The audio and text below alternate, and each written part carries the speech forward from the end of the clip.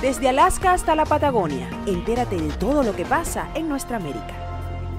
Bien, y ya estamos de vuelta con nuestra segunda parte del programa, segunda parte en la cual tenemos la oportunidad de saludar a toda nuestra gente querida que nos acompaña en distintos rincones de nuestro mundo, comenzando con Radio Cumbre 101.9 FM desde el estado Barinas en Venezuela, a través de la señal digital.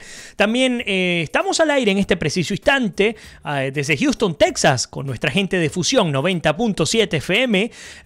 También estamos al aire a través de Más 100.7 FM desde la ciudad de Orlando, sirve al este de la ciudad de Orlando, pero también llegamos a distintos rincones de nuestro mundo a través de nuestra señal en TuneIn Radio. Pueden buscar Más 100.7 FM. También pueden ubicarnos en el Facebook Live, mejor dicho, en el Facebook. Estamos allí todos los días, y en particular nuestro programa América es Noticia va a comenzar a transmitir. Vamos a hacer un cambio, no lo he anunciado, pero ya es hora de hacerlo. Vamos a hacer un cambio. Ahora los domingos no vamos a transmitir, sino que lo vamos a hacer los días viernes, es decir, de lunes a viernes. El viernes a las 7 de la noche también, como todos los días, hora del este en los Estados Unidos. Si usted se encuentra en Australia, en Alemania, en Corea del Sur, en Chile, pues saque sus cálculos para que esté al día con nosotros. Por cierto, quiero aprovechar para agradecerles por compartir el programa. Aquellos que se están incorporando en este momento, también apóyenos de esa manera. Solamente tienen que ir a la parte inferior izquierda de su pantalla y le dan share o compartir, y con eso nos están ayudando de gran manera. ¿Y por qué? Yo les respondo por qué. Porque el alma de nuestro programa, que ya tiene poco más de 3 años, son ustedes. ¿Y por qué son ustedes? Porque no es solamente el llevarles las informaciones que ya han sido retratadas en los medios impresos y digitales en todo el mundo, sino abrir el debate, abrir la discusión. Por ejemplo, en todo la primera parte del programa estuvimos abordando el escándalo por la fuga del ex funcionario, del ex secretario de comunicación del gobierno de Rafael Correa, Fernando, y se me va el nombre, fíjense que tanto hablamos de él que se me va, Alvarado. Y bueno, pues estuvimos hablando sin importar nacionalidad, dando nuestra opinión en torno a un tema que es común. Nuestro denominador común en América Latina, tristemente, es la corrupción. Bueno, por eso es que valoramos tanto estar en compañía de todos ustedes.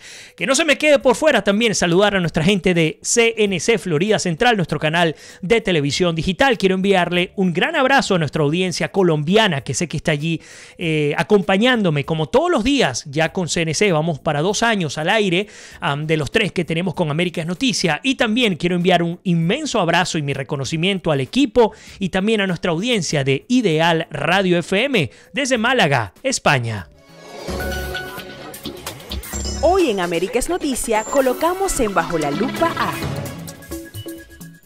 A pesar de la estabilidad del dólar en las últimas semanas, de la reducción del déficit en las cuentas públicas y la inminente aprobación del acuerdo con el Fondo Monetario Internacional, los bonos argentinos siguen golpeados y el riesgo país se mantiene en 680, con una subida del 2.5% respecto al nivel del día lunes.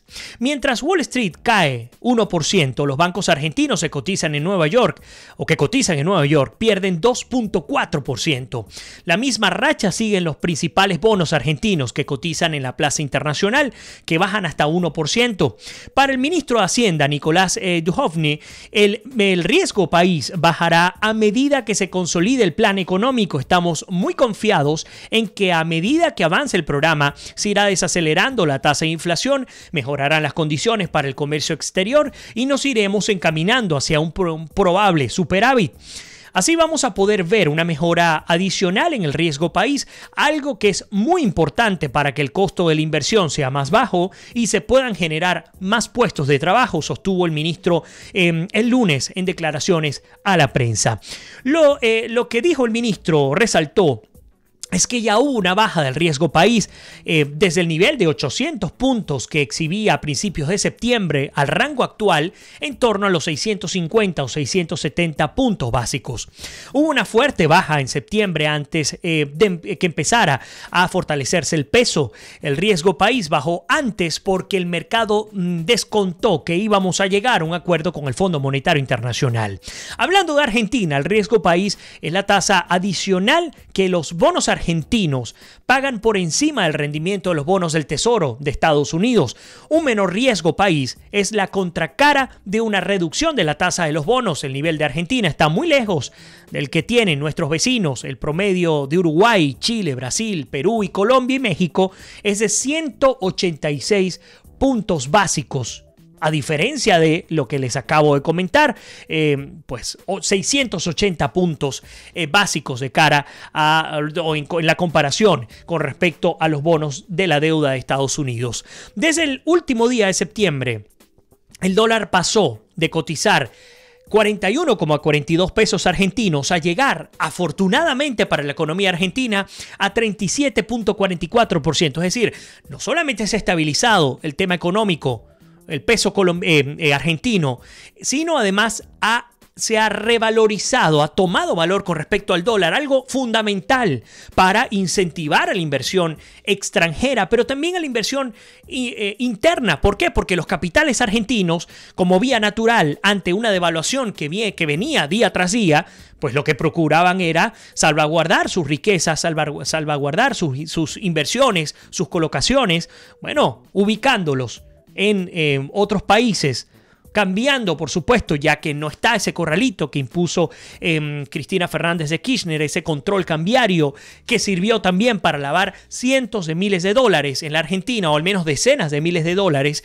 Bueno, pues en esta oportunidad, al tener totalmente libre, es decir, al no existir control cambiario, pues el dólar fluctuaba en función a la confiabilidad que tenía el pueblo argentino. Bueno, estamos hablando entonces un riesgo país que para septiembre estaba en 800, bajó 680. Es decir, estamos hablando de poco más de 120 puntos básicos de cara a este cálculo, pero muy lejos de sus vecinos, hablando de estos países como Chile, como Uruguay, Brasil, etcétera, que calculan su riesgo país en 186 puntos básicos. Desde el último día de septiembre, el dólar ya se los había comentado, entonces llegó a 37,44, y mientras el dólar caía, el riesgo país increíblemente subió 6,7% en el mes. Para los analistas del sector privado, la consolidación del riesgo país en este rango está reflejando que los mercados desconfían de la situación política argentina y temen que haya cambios en las reglas de juego. Fíjense la importancia de la política dentro de la economía. La renta fija, así se llama los bonos, y los activos de riesgo argentino lucen estancados. Las buenas noticias no parecen despertar el interés ni el apetito de los inversores. Novedades como el nuevo acuerdo con el Fondo Monetario Internacional, el espaldarazo financiero que obtuvo Argentina, la efectividad de la política monetaria y la reducción del déficit externo todavía no encienden la chispa de la confianza, indican desde la consultora GMA Capital. Nuestra impresión es que los factores de naturaleza política son los que están gravitando con más fuerza. Creemos que la incertidumbre sobre la gobernabilidad y las elecciones presidenciales del 2019, la opacidad de las reglas de juego y ciertas dudas sobre el exterior impiden que el riesgo país pueda regresar al promedio de los 500 puntos básicos y por ende impulsar los servicios de los bonos y las valuaciones locales, según sostienen los expertos. Recordemos que estamos hablando del tema Argentina, que tanto nos importa, que tanto ocupa el continente. A ver, otros elementos que nos destaca el Clarín de Argentina. Sabrina Corujo, directora de Portafolio Personal. Y ojo, luego de que retratemos este elemento, quiero volver a lo que acabamos de comentar, es decir, los factores de naturaleza política son los que están gravitando con más fuerza y vamos a contrastarlo con una nota publicada también por el Clarín el día de ayer, que nos habla sobre los números del presidente, y aquí vemos cómo se confirma lo que hemos venido destacando desde el punto de vista económico. Pero bueno, el hecho es que Sabrina Corujo señala que ante la aparente estabilidad del dólar, los inversores aún se mantienen bastante apáticos en una posición que creemos lógica, en especial si el mercado externo se complica. De hecho, los activos locales no percibieron el rebote esperado y todavía buscan más señales, según habla la experta directora de portfolio personal. Para Corujo sería importante que el gobierno transmitiera señales de gobernabilidad.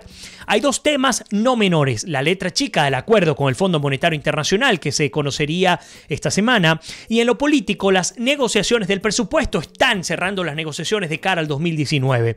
Un acuerdo en los dos puntos se leerá en conjunto con la probabilidad de éxito en lo económico, pero también será una buena señal de gobernabilidad política. Y aquí entonces salto a la nota publicada el día de ayer también por este diario argentino. El hecho es que Mauricio Macri, al presidente de la Argentina, le va mejor en la economía que en la política. Y vamos a ver a qué se refiere esta nota del Clarín de Argentina. Pese a la subida de la inflación de septiembre, uno de los dos picos más altos desde que Mauricio Macri asumió el poder en la Casa Rosada, la imagen del presidente mostró en la última semana mayor deterioro en la parte política que en la económica. Así lo demuestra la encuesta que hace en exclusiva Management and Fit para el Clarín. Los datos que marcan este contraste son de la última semana y se comparan con las cifras del anterior. El denominado Índice de Optimismo es una encuesta nacional que se divide en dos grandes rubros: el Índice Global de Optimismo Político y el Índice Global de Optimismo Económico. Llamativamente, y aunque por poco, este último tuvo una performance positiva. Lo resume así el licenciado Juan Pablo Ojeda de EMANEF y dice: empeora el diagnóstico sobre la situación política, pero mejoran las expectativas sobre la economía. El índice de optimismo político cerró esta semana en 25.3 puntos, con una variación negativa del 0.6%, y el índice de optimismo económico lo hizo en 27.5, con una subida del 0.8%. Interesante ver pues cómo definitivamente se mueve las fibras entre la política y la economía, como hemos visto que sobre todo hablar de las medidas impopulares que ha propinado Mauricio Macri eran inevitables. Hemos tenido la oportunidad de conversar con buenos amigos argentinos y nos dicen: hey, era necesario que se ajustaran los precios de los servicios, del combustible, era necesario que se estabilizara la economía quitando subsidios que finalmente se convertían en gasto público y no en inversión que generara riquezas para el Estado y por ende estabilidad. Pero pues desde el punto de vista político, aunque económicamente hubo un descalabro importante durante prácticamente todo el 2018, pues hemos visto cómo comienza a estabilizarse, pero desde el punto de vista político sigue la gran duda, la gran incertidumbre en: uno, lo que significó el acuerdo con el Fondo Monetario Internacional, y dos, lo que significará el presupuesto para el 2019. La gran promesa de Mauricio Macri, esto viene con el recorte también importantísimo del gasto público en los departamentos, en las jurisdicciones estatales, tiene que ver con la promesa del déficit fiscal cero. Esto tiene unas implicaciones mayores de cara a la sociedad argentina, pero aquí la gran pregunta tiene que venir dada por lo que justamente Mauricio Macri había dicho en una oportunidad, refiriéndose a que los argentinos tendrían, el gobierno de Mauricio Macri decía que los argentinos tendrían que abrocharse el cinturón porque venían tiempos difíciles, pero necesarios para poder sacar a la Argentina adelante. A ver, voy a incorporar comentarios de todos ustedes. Gracias por estar allí. Gracias por compartir también el programa. Aquellos que se están conectando en este momento. Es una buena ocasión para apoyarnos de esa manera. Van a la parte inferior izquierda y pues le dan a compartir o share. Eso tiene gran valor para todos nosotros. A ver. Por ahí nos dice Atenaida, nos pregunta sobre el asesinato horrible en el consulado de Arabia Saudita en Turquía, hablando, sí, bueno, ya lo comenté hace 2 días, podemos seguir actualizándolo. Al cierre de pronto de esta emisión abrimos un espacio para hablar del asesinato del periodista Khashoggi. Ya justamente hoy Donald Trump y Mike Pence afirmaron ya que en efecto se trata de un asesinato, que fue premeditado, que fue muy mal montado, y podemos de pronto hablar de ese tema, aunque tenemos esta temática como tema central. Por ahí Elena dice: ese lugar de los viernes a mí no me llega, bueno, refiriéndose a las transmisiones a través de más 100.7 FM. Mi queridísima Susana Tadí está con nosotros, un honor tenerte acá en tu casa. Isabel Aguiar dice: la corrupción se enquistó una vez más Se instaló la revolución socialista, nos dice Isabel, del siglo XXI. Se inició con la petrochequera venezolana, siguió con el caso de Brecht y sus coimas, y cada caso en particular de nuestros países latinoamericanos corroídos como sociedad.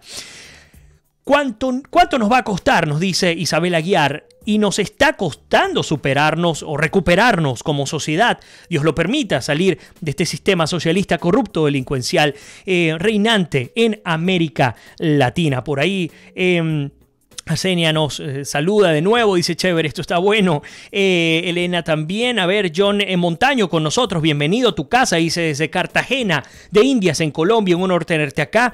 Por ahí Arsenia dice los viernes son buenos porque es mejor que los domingos, chévere por eso, pues buenísimo.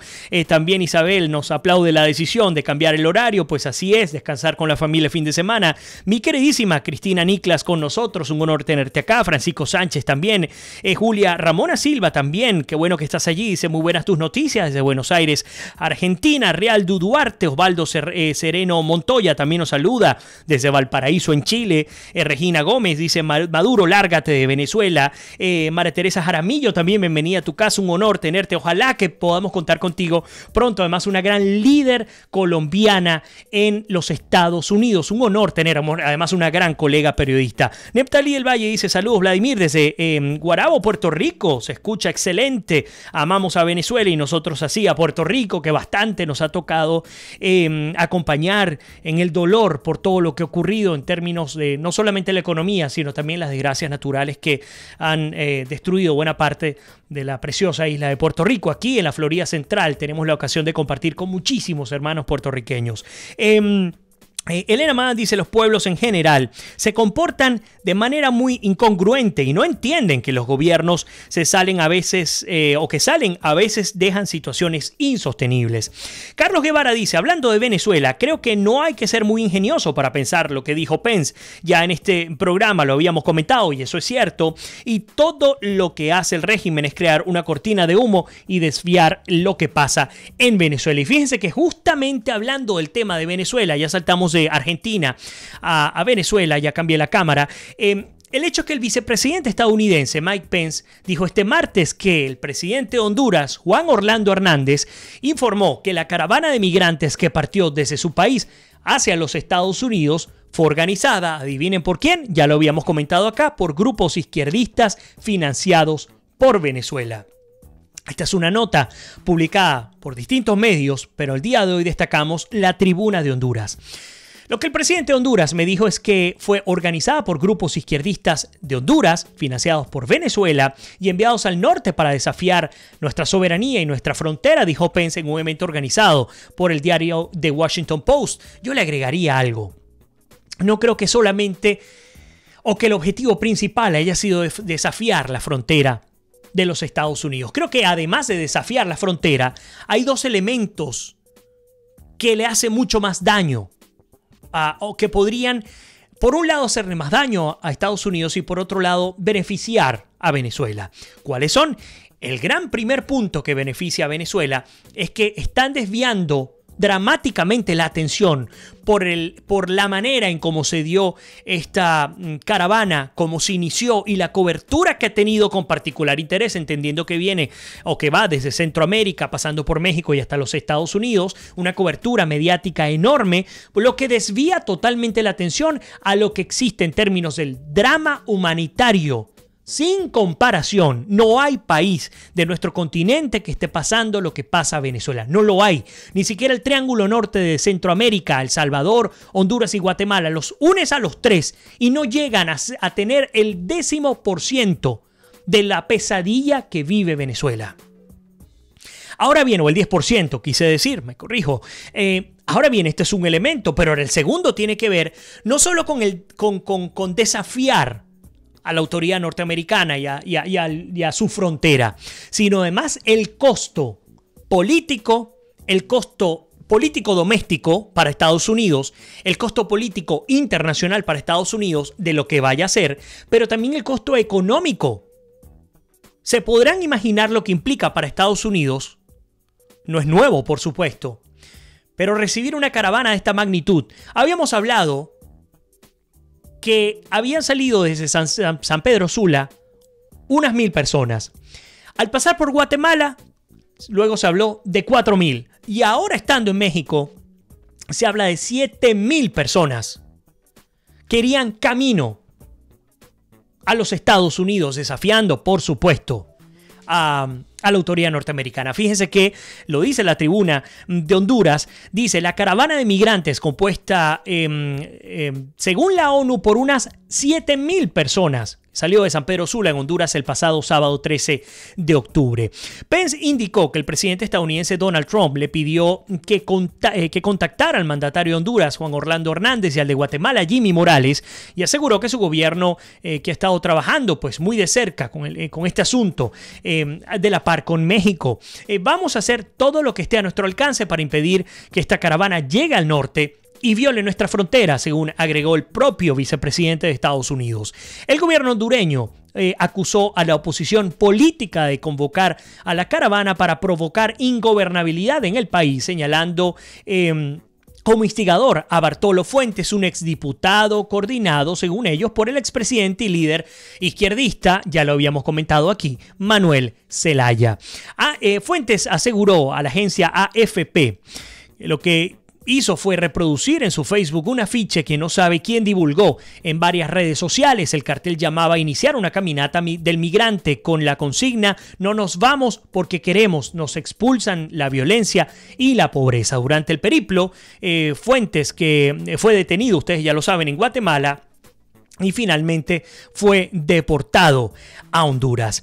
Trump advirtió, de hecho, que comenzará a cortar ayuda económica, que lo ha hecho ya, que otorga Guatemala, Honduras y El Salvador, al estimar que fueron incapaces de impedir que la caravana de migrantes partiera desde Centroamérica. Y mientras ustedes y yo estamos conectados en este momento, se está conformando una nueva caravana. Esta vez no saldría desde Honduras, saldría desde El Salvador. Cuidado, y si esto se trata, como lo hemos dicho en otras oportunidades, de un juego político por parte de la izquierda latinoamericana, entre otras, ustedes se podrán imaginar, liderada por aún la petrochequera venezolana. Incorporo algunos comentarios, ya nos toca despedirnos. Bueno, fíjense, justamente Elena dice: ¿y Cuba, Vladimir? Por supuesto, intelectualmente está Cuba, pero en términos económicos muy probablemente sea Venezuela la que esté detrás de todo este tema. Alicia Guíñez Cáceres con nosotros.